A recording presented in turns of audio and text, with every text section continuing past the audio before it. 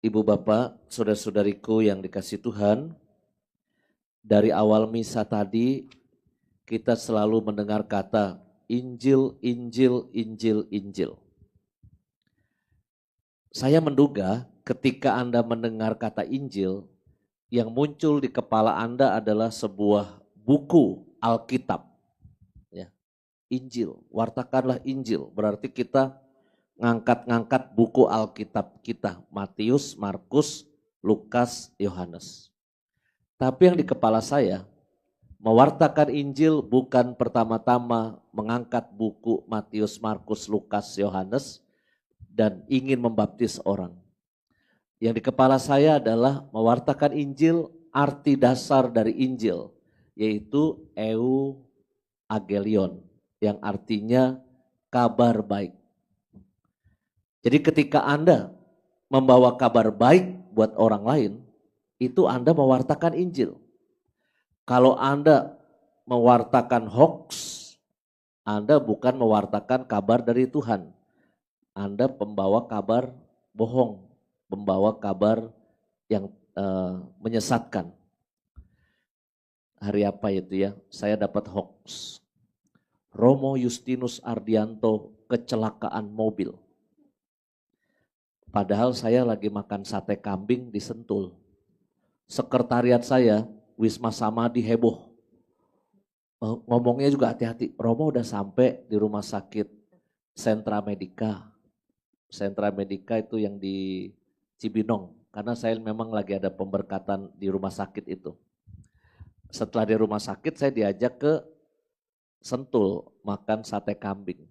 Lagi enak-enak makan sate kambing, saya dapat hoax saya kecelakaan lalu lintas. Tapi ya biarkan itu menjadi tanda bahwa saya panjang umur, itu dalam pikiran saya. Tapi kan hoax itu pating seliweran, ya. Orang itu kayaknya senang membuat kabar bohong, kabar yang belum jelas, seakan-akan itu kabar penting, tapi padahal itu menyesatkan. Padahal hari ini kita diajak untuk memberi kabar baik pada orang lain. Kabar baik itu misalnya begini, Mas Budi nih keyboard kita saya udah kenal.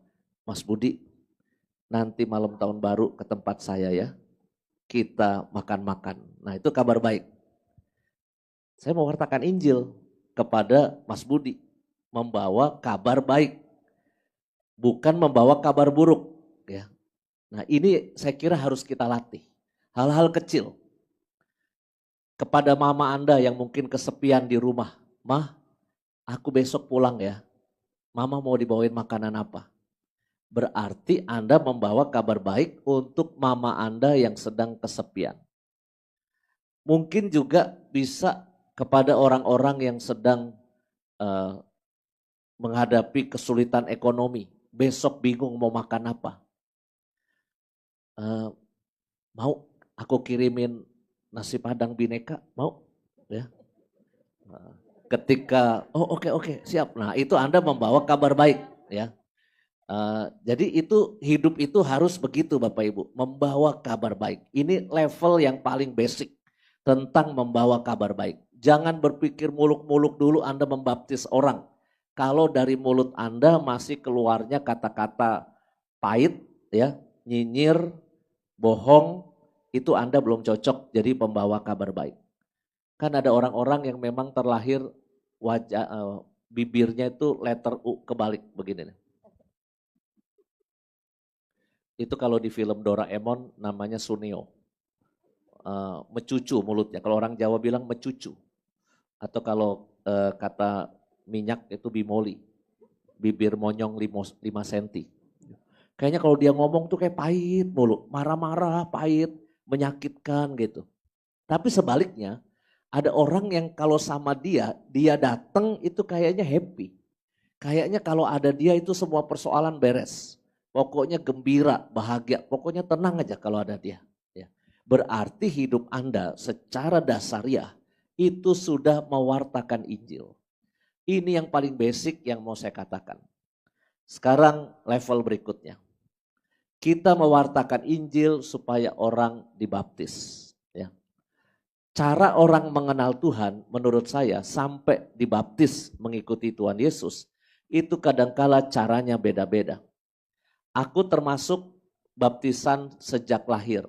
Lahir 2 bulan kemudian itu saya dibaptis.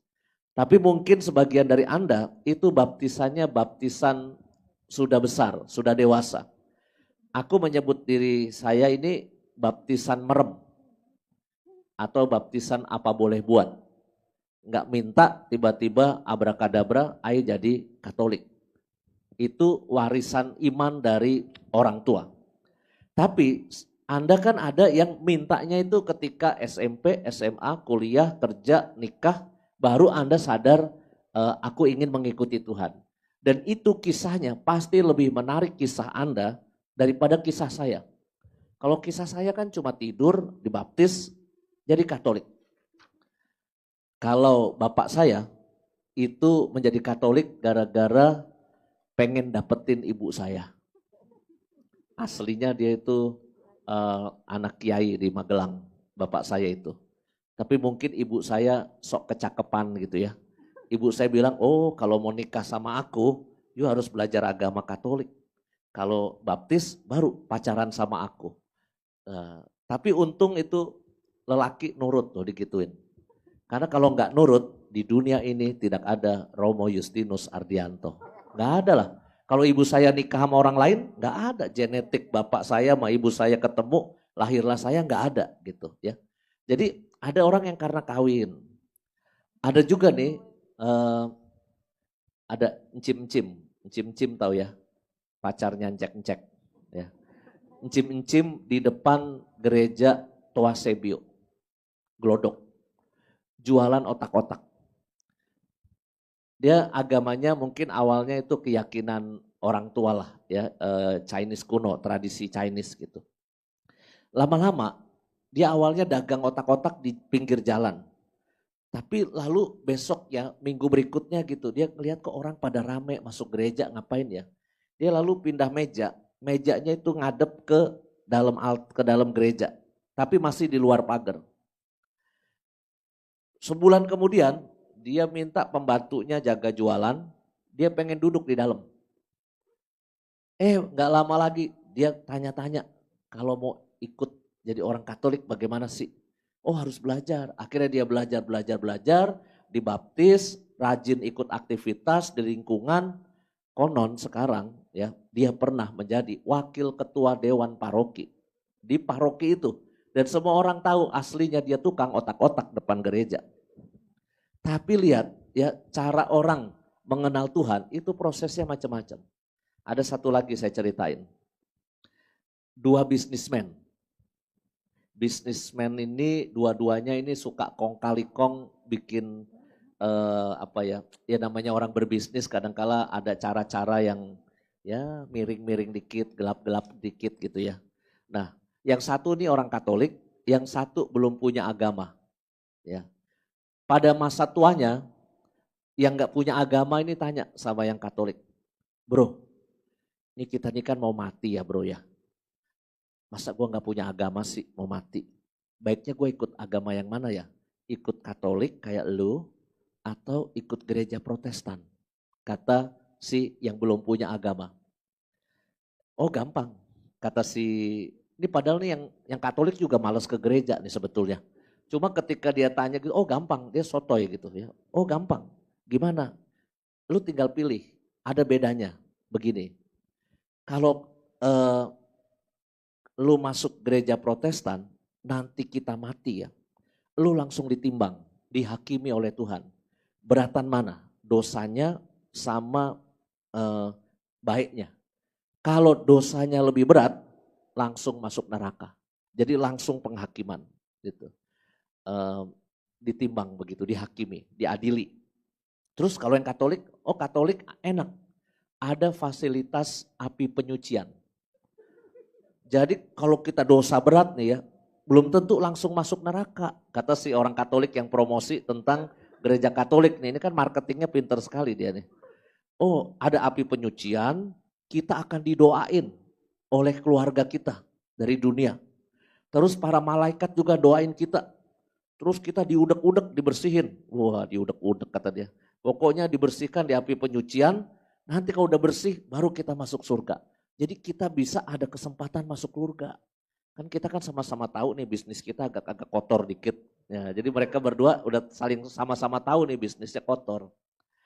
Oh, ya udahlah, kayaknya gue mendingan yang Katolik aja. Ada fasilitas pembersihan setelah mati gitu. Akhirnya orang itu minta dibaptis jadi Katolik, walaupun motivasinya cuma segitu ya. Tapi ya it's okay. Nanti dalam perjalanan waktu dibersihkan, dimurnikan dan seterusnya. Bapak Ibu, pada akhirnya kita harus merenungkan ya. Hari ini pesta Santo Fransiskus Xaverius, saya kira kita harus merenungkan rahmat baptisan yang sudah kita terima. Romo Aji Prabowo itu cerita waktu dia tugas di Badau, Kalimantan. Kenapa orang Dayak banyak yang memilih Katolik? Ya, itu ternyata ada sebabnya. Ketika datang seorang misionaris dari Belanda, badannya gendut, ya, kebanyakan minum wine gitu kan. Orang-orang Belanda itu kan suka minum wine. Terus datang nih Romo ini, misionaris. Ketika disuguhin daging babi, kok Romonya makan? Wih, Romonya makan. Terus ketika disuguhin tuak, wih, Romonya minum tuak.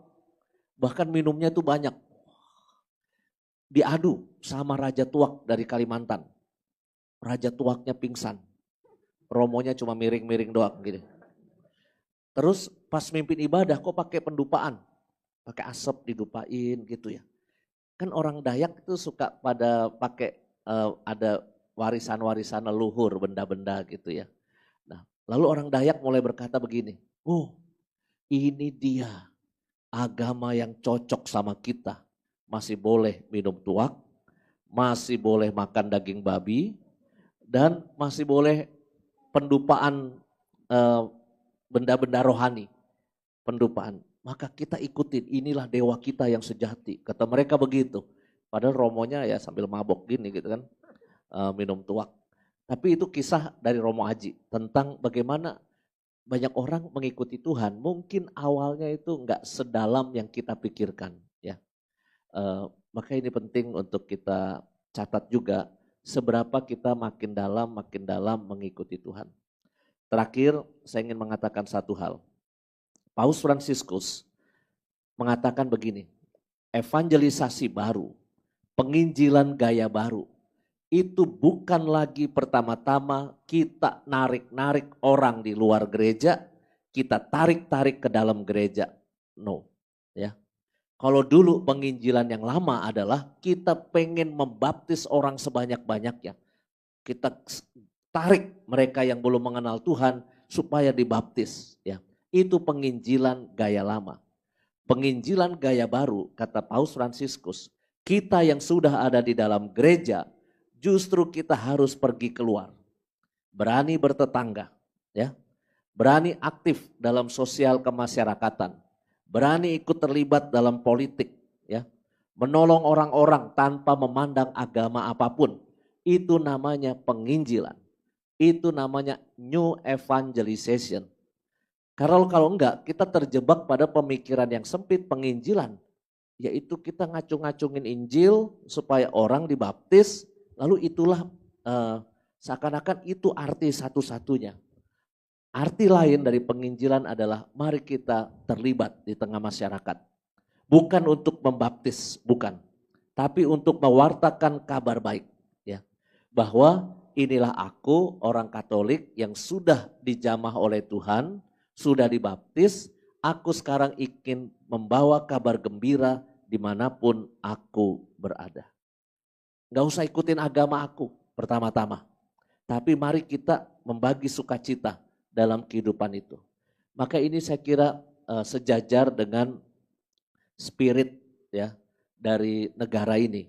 Ingin tetap menjaga kesatuan bangsa kita sambil tetap saling menghormati agama kita apapun itu, ya. Kita ingin tetap saling menghormati, ya. Bukan ingin mengatakan siapa yang lebih benar, siapa yang salah, sama sekali enggak relevan karena ya nanti aja kalau udah mati baru ketahuan sebetulnya, ya. Sekarang selama kita masih di dunia, mari kita hidup saling menghormati dan kita membawa kabar baik kepada orang lain. Tanpa perlu tanya agama dia apa. Ya. Maka mudah-mudahan kita bisa menjadi pewarta Injil dalam kehidupan kita dan memberikan sukacita kepada siapapun yang hadir di tengah-tengah kita. Amin.